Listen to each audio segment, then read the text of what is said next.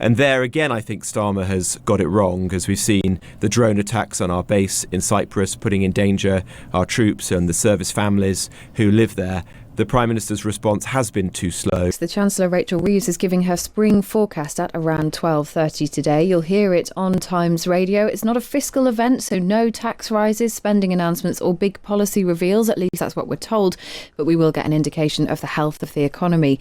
It comes, though, in the context of American and Israeli action in Iran. And this morning, Donald Trump has been speaking to The Sun's Harry Cole. He suggested that Keir Starmer is pandering to Muslim voters by not backing his war in Iran, and he's also warned Britain is not such a recognisable country anymore. Well, Robert Jenrick is Reform's economic spokesperson and joins us now. Good morning. Good morning, Kate. I want to come on to talk about the spring statement, but can I ask you first about those comments which we've just heard from Harry Cole about? Donald Trump there suggesting that Keir Starmer is pandering to Muslim voters. He's also suggested there's a significant fracture in the special relationship and that the Prime Minister is acting differently to other EU allies. Should we be concerned about those remarks? Well, it's always sad when the special relationship phrase in this way. It is our longest standing and most important relationship in terms of trade, security and defence and cultural relations, and it's incredibly important that it is maintained. It's bigger and deeper than one Prime Minister and one President, and so I'm sure it can be built up again in the future. But it's quite clear that the Prime Minister's failure to be a reliable ally to the United States in this moment has placed it under a lot of strain, and that is a cause for concern. I'm actually more concerned about British interest rather than what another leader, albeit a very important ally of ours, thinks of the United Kingdom. And there again, I think Starmer has got it wrong, as we've seen the drone attacks on our base in Cyprus putting in danger our troops and the service families who live there. The Prime Minister's response has been too slow. He should have made our bases available sooner, and he should have used what military assets we have to defend that base more rigorously than he did.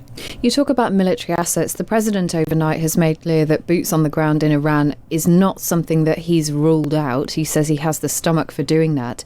Would Reform UK support America with UK boots on the ground?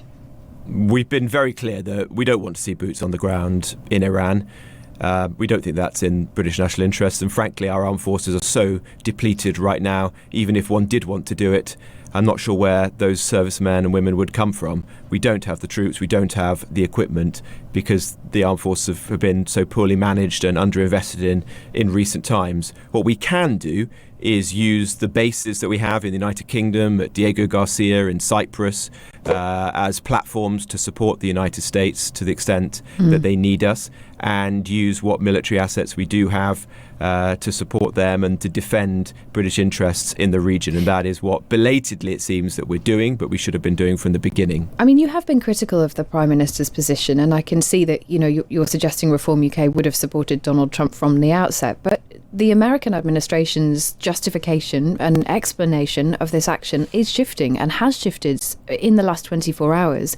They are now saying, Marco Rubio specifically, that it was Israel that wanted to strike Iran and America was essentially dragged into this. Is it in that context fair then for the Prime Minister to have paused and to really try and get to the bottom of what America is actually doing here? Because it does seem to have changed. Well, I don't think that we should mourn the passing of the Ayatollah and this regime. It was in Britain's interests to take action against Iran. You remember the activities that Iran has been pursuing, not just in recent years, but over a very long period of time, whether that's its proxies attacking British flagged vessels out at sea, malign activities here in the United Kingdom, where we've seen Iranian spies and agents smuggled into the country, including on small boats, and targeting British citizens and Persians, British Persians living in the United Kingdom. And of course, when we were fighting in Iraq and Afghanistan, Iranian weaponry such as IEDs being used to kill British troops. You know, young, brave men died as a result of that equipment going into the hands of the Taliban and proxies in Iraq. So there are British interests at stake here and reasons why it's important that this regime changes, if that's possible. But the broader question really is Keir Starmer's approach to foreign policy and the fact that he puts a very strict adherence to international law above rigorous defence of Britain's national interest. And it's that approach which leads him to dither and delay and fail to take difficult decisions at moments like this, because he really puts the advice that he receives from Lord Hermer, the Attorney General, and others above an instinctive view of what is in Britain's national security interest. And that is where we differ fundamentally, and that is a big divide in British politics today. It is. We view international law as of some significance, but inherently very political. Okay. And actually what's important is a cold, clear, realistic view of what is in Britain's national security interests when approaching these decisions.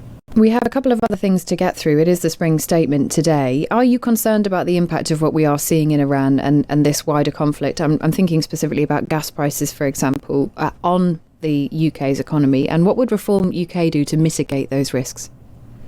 Yes, well, clearly it is going to have some impact. It depends how long the conflict lasts. You've seen energy prices spike in the last day or so. That may continue if the conflict deepens and continues for a sustained period of time. And it comes at the worst possible moment when people are under immense pressure as a result of energy prices, their bills continually rising over the last couple of years, in addition to broader inflationary pressures like groceries in the supermarkets, and our businesses, particularly heavy industry, being priced out internationally because of very high industrial energy prices, 4 or 5 times that of the United States, for example, which is leading to millions of jobs being endangered in industries like steel and car manufacturing, ceramics, glass, and so on. What would Reform do?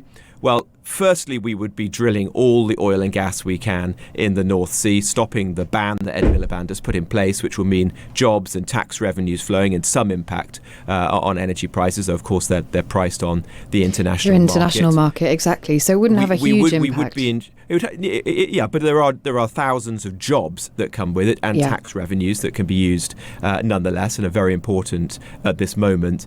And we'd be doing whatever we can to bear down on bills. For example, although it's only a relatively small impact, we think it's the worst possible moment to be increasing fuel duty, as Rachel Reeves proposes to do progressively over the course of this year. We put that to Darren Jones earlier in an interview. Can I ask you then, in that context, MPs are going to see their pay go up by around 5%. It's higher than the 3.3% nurses will receive, for example. And it's being justified by saying the IPSA group of Parliamentary Standards Authority says it's because of abuse and intimidation of MPs. Will you be taking that pay rise? Does that sound fair to you? Well, it's set by an independent body, but I have to say when I heard the news yesterday, I did think it was a strange decision at a time when inflation is below that level and likely to come down somewhat in the months ahead. And I also believe it's higher than what staff in Parliament are going to receive, which again seemed a curious decision. Of course, there is abuse and intimidation, and I receive that as much, perhaps more so than some other members of Parliament. That's an entirely separate matter and needs to be targeted. I'd much rather that resources were put into defending members of Parliament, their families and their staff, rather than giving them a pay rise as some sort of contorted compensation for those challenges. It seems a strange set of priorities to me. Just finally, Labour has suspended Arshad Khatana. He's the man that Rachel Reeves, you suggested yesterday in a dossier, had met 27 times, called them close friends. I think they referred to one another as friends in the past too. Are you satisfied with that response from the Labour Party?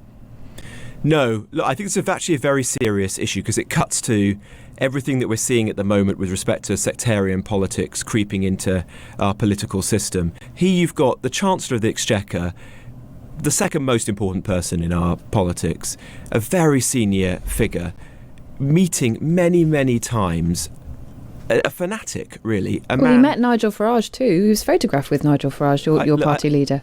You honestly can't compare the two, Kate. With Rachel Reeves, you've got somebody who has described Arshad Khatana as a friend. He in turn described her as a good friend. They met 27 times. She went round for lunch at his house. She follows him on social media. She's taken up issues that he's asked her to with governments of the day. Nigel Farage was once photographed with this man in the background and has no relationship with him whatsoever.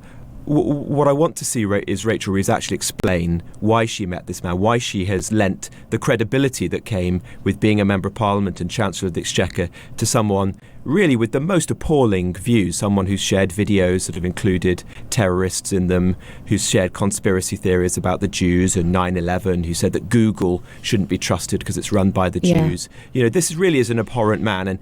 And why it matters is that you're seeing very senior people now in our politics essentially cozying up to extremists, Islamists in this case, people who should have no part in politics. And why? Well, presumably because she's worried about holding her seat and she felt that he would be useful to her in rallying a community in Leeds to support her. And That's wrong. It's actually a very dangerous and bleak path for British politics, and she needs to explain why she did that and distance herself from it. And I'm sure that she will be given the opportunity to do that today. Robert Jenrick, Reform's economic spokesperson, thanks for your time.